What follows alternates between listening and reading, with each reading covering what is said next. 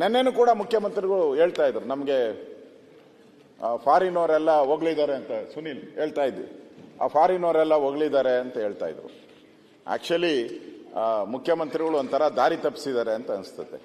ಈ ಪ್ರಮೇಯ ಕುರಿತು ತಿಳಿದುಕೊಳ್ಳಲು ವಿಶ್ವಸಂಸ್ಥೆಯ ಮುಖ್ಯಸ್ಥರು ರಾಜ್ಯಕ್ಕೆ ಬಂದು ನಮ್ಮ ಯೋಜನೆಗಳನ್ನು ಮುಕ್ತಖಂಡದಿಂದ ಹೊಗಳಿದ್ದಾರೆ ಅಂತ ಅವರು ಕರ್ನಾಟಕ ರಾಜ್ಯಪಾಲರ ವಿಧಾನಮಂಡಲದ ಭಾಷಣದಲ್ಲಿ ಹೇಳಿದ್ದಾರೆ.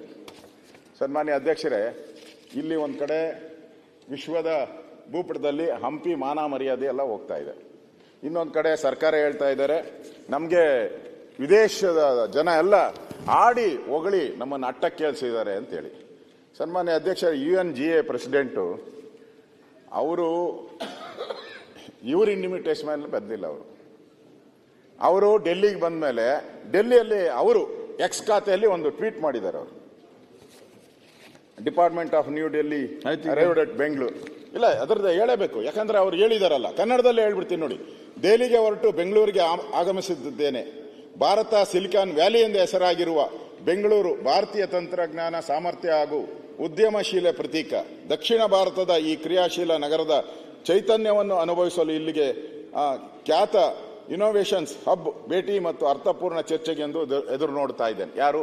ನೆನ್ನೆ ಮುಖ್ಯಮಂತ್ರಿಗಳು ಹೇಳಿದ್ರಲ್ಲ, ಅವರು ಬಂದಿದ್ದು ಸಿಲಿಕಾನ್ ವ್ಯಾಲಿ ಆಫ್ ಬೆಂಗಳೂರಿಗೆ, ಇಲ್ಲಿರೋ ತಂತ್ರಜ್ಞಾನವನ್ನ ನೋಡುವಂಥದ್ದಕ್ಕೆ.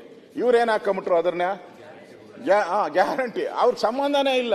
ಈಗ ನಮ್ಮ ಯತ್ನಾಳವ್ರ ಮನೆಯಲ್ಲಿ ಯಾರಾನ ಬಂದು ಊಟಕ್ಕೆ ಬಂದ್ಮೇಲೆ ಏನ್ರಿ ಚಂದಾಗಿತ್ತ ರೊಟ್ಟಿ ಅಂತ, ಫಸ್ಟ್ ಕ್ಲಾಸ್ ಇತ್ತು ಅಂತಾರೆ. ಚಂದಾಗಿತ್ತೋ ಇಲ್ಲ ಹೇಳಬೇಕದು, ಸಂಸ್ಕೃತಿ ಅದು.